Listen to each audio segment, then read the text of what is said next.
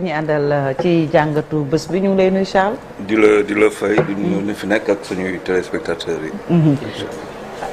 Chérif looy reetaan aywa ñu dem ci jàngat. Garde à vous pour Charles rek le général Charles. Moi je suis son subalterne donc quand le général est là garde à vous. Garde à vous alors. Charles l'Africain. Mon général aywa ñu dem ci législative yi jàngat bi comment Benno en est-il arrivé là Chérif loolu mooy question intitulé jàngat bi la di question bu ñu samp di am yaakaar Charles indi ci ay réponses. waaw laaj mooy loolu génn nañ ci élection législative Charles dimanche ban pare nag gis nañ résultat provisoire yi en tout cas surtout li nga xamante ni moom mooy ci liste majoritaire maanaam ci département yi boo xoolee benn Bakaar nekkoon en difficulté ba ci majoritaire ñaari député déjà la ëppale l'opposition rawatina Yewwi Askan Wi ak ñi nga xamante ni ñoom ñooy waa wàllu Sénégal. waaw loolu dafa doon loo xamante ne xëy na mun na bett ñoom mun na leen bett lu bëri mais peut-être pas ñoo xamante ne ay observateurs la parce que plusieurs raisons mooy expliquer loo xamante ne moo leen dal benn bi da ngay xool rek loo am na ay raisons yoo xamante ne liées ci politique bi politique mooy bilan immatériel ak évolution société. loo xamante ne xëy na ci évolution société boobu daf leen rëcc. boo xoolee historiquement bu ñu xoolee historiquement bu ñu demee da ngay xool par exemple au début des années 2000 avant 2000 di ñëw dafa am ñaari événement yu am solo yoo xamante ne ci àdduna ci suñu ak ñun suñu espace benn ba mooy libéralisation boo xamante ne dafa may li ñuy libéré nit ñi di am ay rajo yu bëri. donc mu am Walfadjri mu am Sud mu am yeneen yi beneen événement tam am te loolu presse bi liggéey ak moom mu am solo. mooy par exemple les téléphones portables mu am loo xamante ne dafa xëy mu créer. lu ñu mën a wax benn les balbutiements bu ñu ko mënee wax loolu de la démocratie d'opinion. nit ñu commencé di wax seen xalaat ci rajo yi ñu ñëw 2000 Abdou Diouf en fait les frais bu ñu ñëwee 2000 ci biir 2000 avant 2000 ci biir année 90 yi mu am beneen manifestation bu am solo mooy la libération au niveau des télévisions privées. bu njëkk ba du temps de Senghor maanaam média d'état nga amoon fii privé yi commencé ñëw mu indi leneen débat yi. gën a élargir maanaam champ de débat boo xamante ne RTS rek la doon am changé ñëw ci télévision privée yi ñuy invité nit ñi donc askan bi gën a mën a am possibilité di déglu yeneen son yoo xamante ne presse privée presse des médias moo ko doon jox mu doon loo xamante ne démocratie d'opinion gën a dem il est arrivé nag les réseaux sociaux réseaux sociaux yi loo xamante ne da nga ko doon def ci rajo yi wala di ko def ci espace journal wala di ko def ci internet yow sa bopp mën nga ko def mu donc mu nekk un champ de débat public bu gën a élargir et waa politiciens yi ñoom gis suñu loolu waa Benno Yaakaar gis suñu évolution goog nga xamante ne dafa am benn changement avec benn démocratie d'opinion de plus en plus développée ba pare le rapport qui change au pouvoir et le rapport qui change avec la démocratie ñoom loolu jàngatu donc le fait de toog d'être figé mu am ñeneen ñoo xamante nag dañ ci liggéey. ku mel ne par exemple Yewwi ku mel ne Ousmane Sonko. def benn pénétration de masse bu am doole sur les comment dire les réseaux sociaux daanaka sax bon. surtout la jeunesse. voilà et donc ñoo xamante ne ñëpp dañ doon wax ci seen rapport par rapport à la démocratie seen rapport par rapport au pouvoir. bu ñu doon wax yooyu. bu ñu toogee wax te ñu gis koo xamante ne. ci wàllu contestation ñoom mën nañ ci gis seen bopp dañuy ñëw ànd ak moom. et du coup il devient donc il y a des raisons objectives yoo xamante ne c'est de l'évolution de la société mën nañ ko wax ci wàllu démocratie d'opinion au Sénégal aujourd'hui il y a une démocratie d'opinion bu am maanaa fenn beneen nga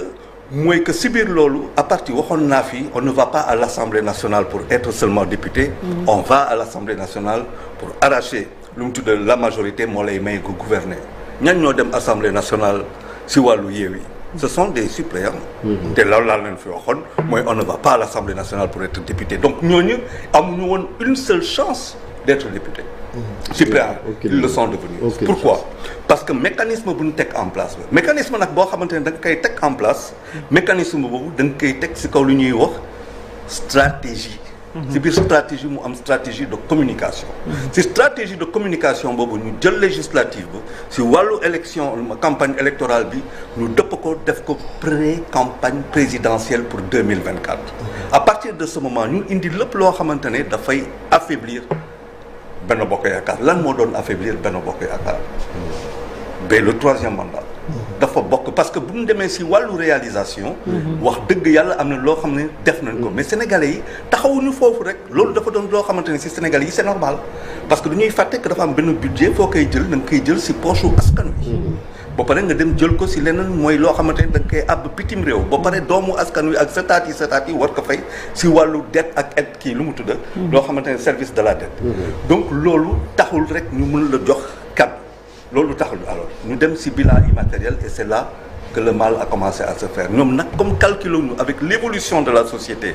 la révolution digitale boo xamante ne dafa ñëw tegu ci kaw rajo yi ñëw tegu ci kaw télévision yi ba ku ci nekk mën na bi le 3e mandat def loo xamante ne ravage te wax nañ ko du benn du ñaar du ñett donc mooy que dem assemblée ne doon député taxul ngay dem assemblée majorité donc da ngay teg loo xamante ne mooy sa stratégie deuxième ba le bilan immatériel parce que nit ñi fa lañ doon xaar certainement président valeur yi et on le lui a fait payer ce qui fait que mu am ñu bëri ñu voté wul parce que ñu voté wul aussi dañu sanctionné kan lañ sanctionné xëy na ñaari parti yi lañ sanctionné mais kan lañ gën a sanctionné dañu sanctionné benn parti boo xamante ne yaa ngi fi wala benn majorité boo xamante ne yaa ngi fi lu ngay proposé doyu leen xëy na opposition bi doyu leen mais yow doyuloo leen parce que boo leen doyoon dañuy gën a dem voter pour yow pour tout simplement may la loo xamante ne la caution politique bu lay permettre la caution sociale wala caution économique bu lay permettre nga kii donc Benno Bokk Yaakaar day def ay erreurs yoo xamante ne jàngat bu na waroon def ci évolution société ak démocratie d'opinion boobu xëy na ñoom xamuñu ko woon waaw. Charles enfin à t'entendre parler dafa mel ni 3e mandat bi rek moom mooy la seule tâche peut-être en tout cas notamment ci régime Macky Sall bi mais c'est vrai qu'il y a eu des réalisations sur le plan infrastructurel mais itam est-ce que du benn signal bu nga xamante ne peuple bi dañ ko lancé par rapport à ce qui se passe socialement parce que jusqu'à présent la santé elle balbutie l'éducation même chose l'enseignement supérieur également donc ay secteurs yi nga xamante ne ba léegi foofu lañ ko doon xaaree en tout cas pour changement dëggantaan mën fa am le coût de la vie voilà bon là on peut dire que c'est le contexte international qui s'y invite mais ci li nga xamante ne moom mooy l'aspect social éducation même si professeurs yi ñu ci bëri ils ont reçu des augmentations mais le niveau n'est toujours pas là en tout cas en termes d'éducation et la santé également crise yi ñu fi jot a jàll donc les Sénégalais s'en souviennent est-ce que loolu tamit c'est pas des facteurs qui reflètent cet échec-là de la part de ce régime en place. boo jëlee loolu yëpp bëgg ko teg président wala bëgg ko teg le gouvernement da ngaa juum. parce que dëgg tam foofu ñu koy wax damay ne souvent dañu am 70% wala 77% de jeunes qui ont moins de 30 ans est-ce que xale yooyu c'est une dividende démographique non damay ne souvent fii plateau gi que nous avons moins d'1 million de personnes yoo xamante ne dañuy fay impôt directement si wàllu salaire sur 18 millions d'habitants ñi ñu duñ calculer loolu dañu lu bëri si mu tudd dafa am loo xamante ne mooy taxe indirecte TVA ak yu demee noonu ngay jëlee ci importation ñu nekk doon dëkk boo xamante ni du ñu transformer dañuy importer mu nekk dëkk boo xamante ne le poids de l'économie informelle wala suñ ko mënee waxee noonu dem na ba 80 wala 90% waxuma dëkk boobu mu nekk dëkk boo xamante ne amoo possibilité comme tubaab yi comme américains yi comme chinois yi comme japonais yi bu dee am nga crise nga am benn planche à billets buy génne pour nga sànniyaat xaalis ci biir sa économie. amoo loolu yëpp non c'est-à-dire que nous. mais de la faute à qui aux politiques également. non du politique rek. tey bu ñu amulee moyens d'industrialisation dans l'économie c'est un petit peu le pouvoir a échoué aussi parce que ci stratégie plan Sénégal émergent le bokk et ba léegi on ne voit pas concrètement les réalisations. c'est vrai que politique. tort bu politique le tort qu'il a xam nga le tort du politique suñu politique africain yi mooy que buñ la élire rek da ngay xalaat sa réélection buñ la si yeneen dëkk mun nga xalaat sa réélection buñ la élire mais bu fekkante ne réunir lan nga war a xalaat liggéey waaw état de conversion du dëgg donc c'est une question de prisme bu fekkante ne man da nga ma élire maanaam si biir élection ba suma réélection nekkul problème ba mooy liggéey changer dëkk bi dootuma am problème yoo xamante ni problème lii la le président Macky am wala Benno Bokk Yaakaar parce que da ngay impulser lu bees lan ngay impulser lu bees mooy dëkk bi nit ñi dañ war a liggéey la culture boo xamante ne sénégalais bu ne war na ko am ak liggéey dama koy changer dama koy dëpp damay toog wax sénégalais yi nous sommes ñaata personnes ñooy contribuer directement motuñu million ñaata masse salariale laa am entre le secteur privé ak le secteur ak l'administration publique motul 3000 milliards on n'a même pas 3000 milliards de masse salariale boo xamante ne fin du mois bu nekk dañ koy am donc boo amul loolu lan mooy indi économie bu taxaw mais c'est l'épargne mais pour nga épargner foog nga am salaire bu taxaw bu fekkente ne ta propension à consommer si biir sa salaire boo amee 100 000 francs nga jël 98 000 francs dugal ko mais fan ngay épargner donc dëkk buy avancer mooy dëkk boo xamante ne doole épargne bi dafay bëri ba nga xamante ne day am benn circulation de masse monétaire buy dem si biir ay investissement si wàllu agriculture wàllu service wàllu tertiaire ak yu demee noonu ku si nekk di nga investir ak sa tool foo toll bu dee 100 000 laay gagné ba pare suma investissement maanaam suma xaalis suma propension à consommer nekk 40 000 francs wala 60 000 francs moom 40 000 francs yu si des mais dinaa dem vacances si biir vacances bi fan laa jëm si hôtel yoo xamante ne Sénégal la nekk su may jënd oto fan laa jëm si oto yoo xamante ne Sénégal lañ koy defar su may voyager lan laay jëm ay compagnies sénégalaises et c'est ça une économie loolu lañ war a liggéey mais malheureusement suñuy nit politique yi bu ñu ñëwee cette tendance damay ñëw jël pouvoir ba pare xalaatuma dara lu dul toog pouvoir et c'est ça qui change tout parce que à partir de ce moment yaa ngi ci ay alliance politique yaa ngi ci lépp mais nekkoo dans la vérité économique nekkoo dans la vérité sociale et c'est ça qui pose le problème à mon sens. Est-ce que aussi défaite bi wala descente aux enfers Benno Bokk Yaakaar bi aussi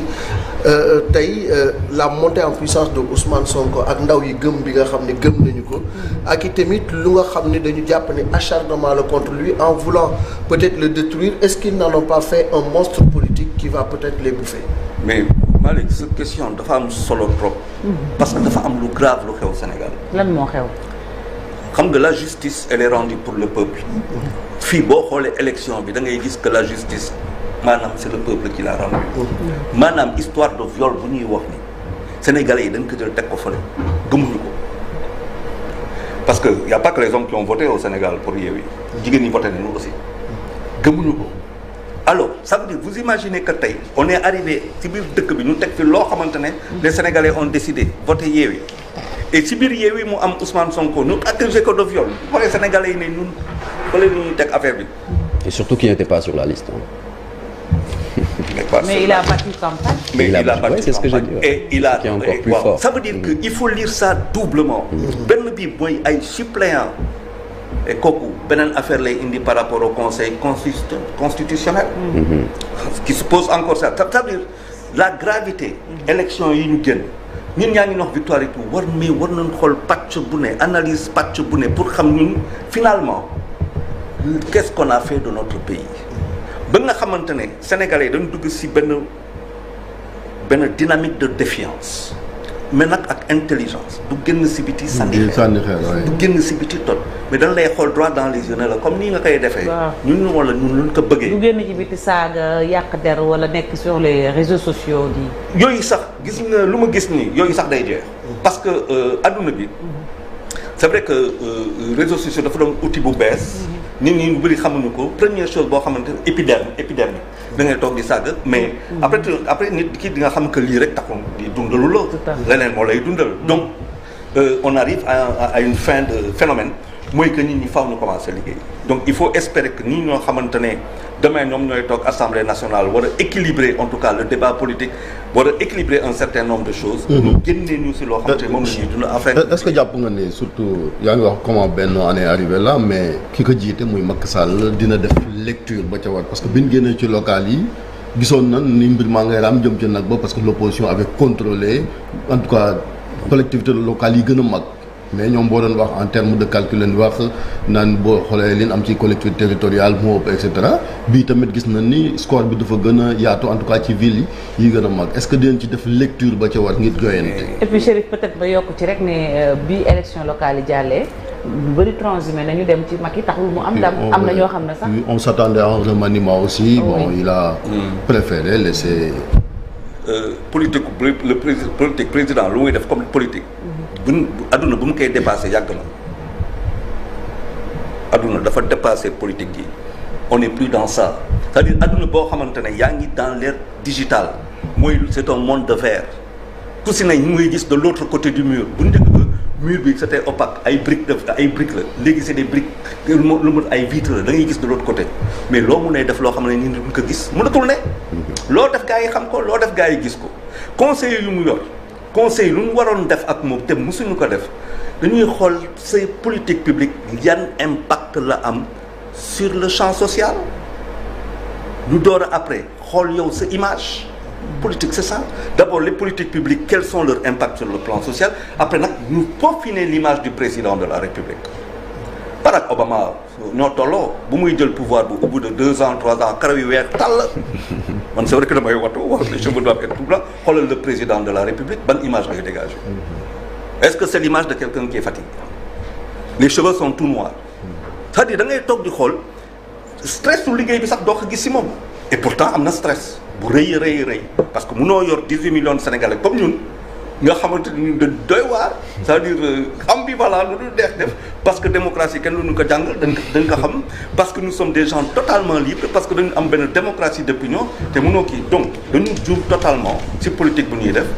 transhumance mais les Sénégalais dañu ko sanctionné ak Abdoulaye Wade en 2012